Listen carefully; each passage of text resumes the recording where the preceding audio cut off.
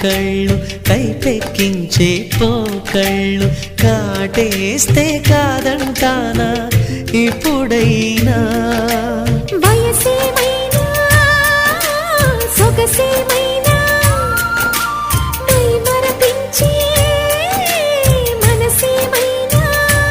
నవ్వు నవరాత్రి నీ కోసం తీసుకువస్తున్నా